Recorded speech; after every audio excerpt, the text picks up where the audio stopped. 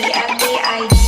Bangun, bangun, bangun, bangun, hayu bangun. Pengertian pengembangan SDM.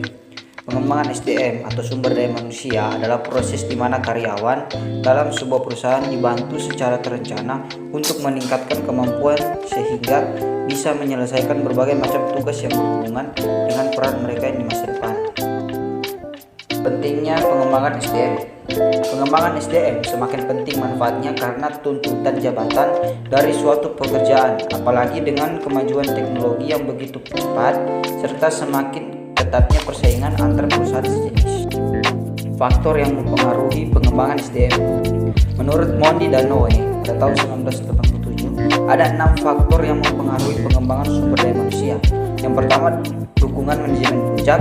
Yang kedua, komitmen para spesialis dan generalis dalam pengelolaan sumber daya manusia. Yang ketiga, pengembangan teknologi.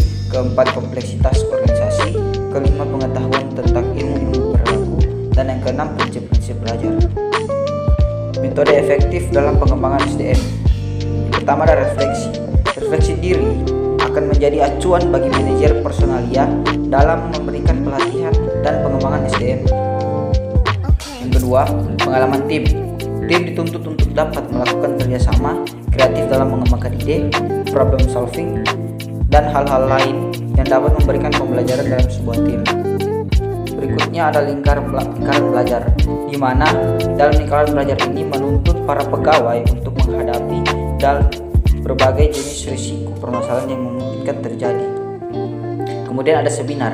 Seminar ini dapat dibuat secara bertahap, misalnya quarter, maupun memfokuskan pada satu skill dan knowledge seperti contohnya pelatihan IT, pelatihan kepemimpinan, dan sebagainya. Kemudian ada mentoring, yaitu memberikan pelatihan secara personal dengan memberikan feedback, motivasi, membagi pengalaman maupun proses pembelajaran dengan cara yang lebih intensif. Terakhir ada resource sharing. Salah satu metode ini dinilai menjadi hal yang sangat efektif dalam menyediakan pengetahuan, di mana SDM dalam sebuah perusahaan sangat mutlak membutuhkan ini dalam beradaptasi, mengenal, memahami bagaimana operasional, profil, serta visi misi sebuah perusahaan di mana ia bekerja. Evaluasi pengembangan SDM. Evaluasi sumber daya manusia didefinisikan sebagai pengumpulan informasi secara deskriptif, sistematif, dan berbeda-beda untuk membuat keputusan pengembangan yang efektif terkait dengan seleksi, adopsi, nilai, dan modifikasi sebagai kegiatan pembelajaran.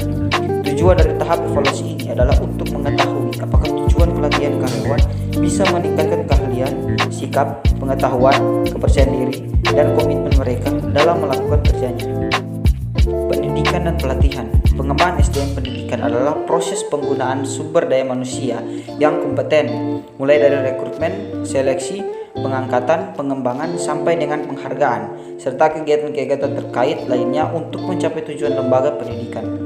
It's just about to start.